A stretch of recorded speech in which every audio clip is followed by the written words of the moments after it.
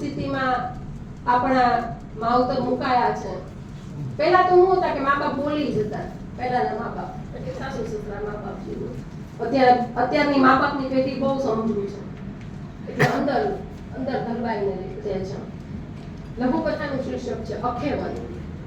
શીર્ષકનો પણ બહુ મહત્વ છે, કારણ કે શીર્ષક જો તમને યોગ્ય લાગી જાય તમારી કૃતિ માટે તો એ તમારી શબ્દની ઘણી કસર કરાવી દે.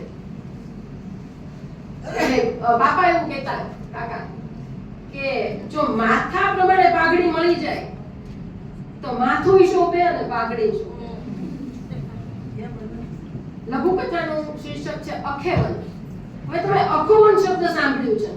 અખોવન એટલે જેની કૂક ક્યારેય નંદવાણી નથી, પણ અખેવન મને પ્રતિ કાકાએ ફોન કર્યો, બેટા અખેવન મને સાથમાં મળ્યું નહીં. મેં કીધું કાકા છે, હું ફોટો પાડીને મોકલું. અખેવન એટલે હંમેશા લીલુંછમ રહેવા વાળું.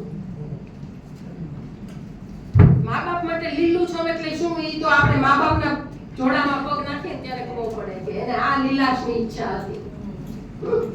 ખાસ સાંભળજો. એ તો કમલીની કાળજી એવી કે ધોમ ધકતા ઉનાળે એનો બગીચો, આ મારી લઘુકથા છે, મેં લખી છે.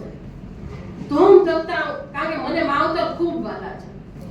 મારા નહીં, મને કોઈ પણ વડીલ જોવો તો મને એમ થાય કે આની માટે ન જીવવું તો હું કામનું. એ તો કમલીની કાળજી એવી કે ધોમ ધકતા ઉનાળે એનો બગીચો સ્વર્ગની અનુભૂતિ કરાવતો. એના આંગણે, કમલી બહુ છે, એના આંગણે પગ મેલતા જ લાગે કે માણસ અને કુદરત જાણે અહીં સોળે કળાએ ખીલ્યા છે. કમલી તો પરણીને આવી ત્યારથી જાણે મનછામાનું વાછરડું હોય એમ બાજુવાળી ડોશી એના મોઢે આ કથા કહેવાય છે. બે પાડોશ છે, બાજુમાં એક ડોશી રહે છે જે મનથી દુખી છે.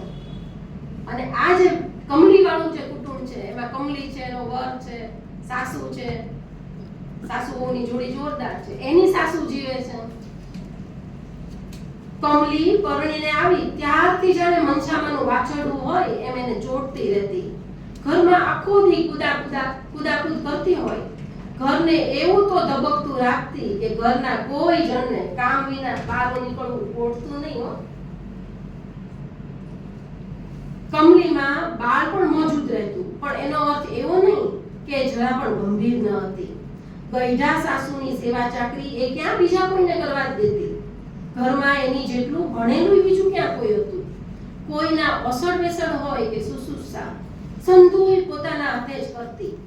કમલીની સાસુય કડે ધડે હતી.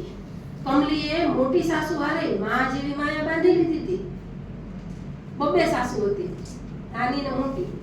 એટલે તો પોતાનું બાળક માની હોશે હોશે ડોસીની સુસુસા કરતી ને. સૌને સાચવવાના ઓરતા એના ચહેરે ઉભરાતા.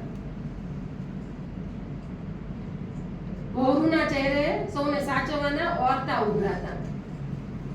ઘરમાં મંદવાડનો ખાટલો હોવા છતાં સાસુ બહુ કામડા એવા કે ચપટીમાં સંધાય કામ નિપટાવી જ્યારે જુઓ ત્યારે હિંચકે ઝૂલતા હોય. આજે મારું મરકટિયું મીંદડું વાડ ઠેકીને એના આંગણે જઈ ચૂક્યું હતું. કોઈના માથે છાણા થાપવાનું જેના સ્વભાવમાં જ નહોતું એવી કમલી વાડામાં છાણા થાપી રહી હતી. બિલાડી ભાળીને એ અચાનક ચીસ પાડી ઉઠી. એ સાંભળીને મનછામાં હળી કાઢતા આવ્યા. હું બિલાડીના બહાને કમલીના બગીચે કોઠે ટાઢક ઉગાડવા બે ઘડી જઈને બેઠી. ઈ બાજુલી ડોસી એના આંગણે આવીને બેઠી. એને ગમતું હતું કારણ કે ત્યાં લીલું છમ હતું. આવું અખેવન કે બધાના નસીબમાં થોડું જ હોય.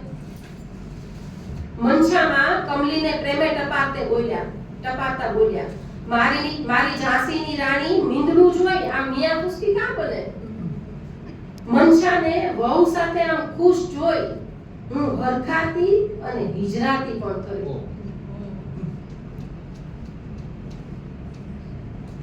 સાસુઓને આનંદથી જોઈને હું રાજી થતી અને હિજરાતી, કારણ કે ઈ નસીબ ઈ નથી પામી.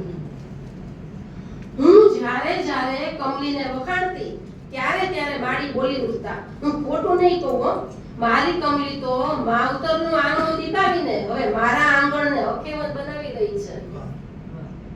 આજે ઘરે પાછા જતા ઓલી ડોસી આજે ઘરે પાછા જતા જતા મારાથી કમલીને પૂછાઈ ગયું, હે અલી, તારા પિયરમાં આવું જ મંદરાવન હશે નહીં?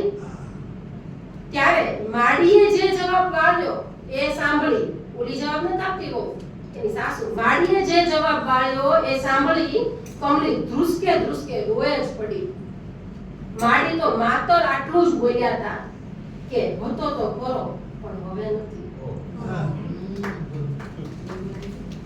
વૃક્ષના ઠૂઠાને, કારણ કે ત્યાં બીજી આવી ગઈ છે, વૃક્ષના ઠૂઠાને કોઈ ઢસડીને બાળવા લઈ જતું હોય એમ રોજની જેમ ઘરે જતા જતા હું મનોમન બબડી રહી.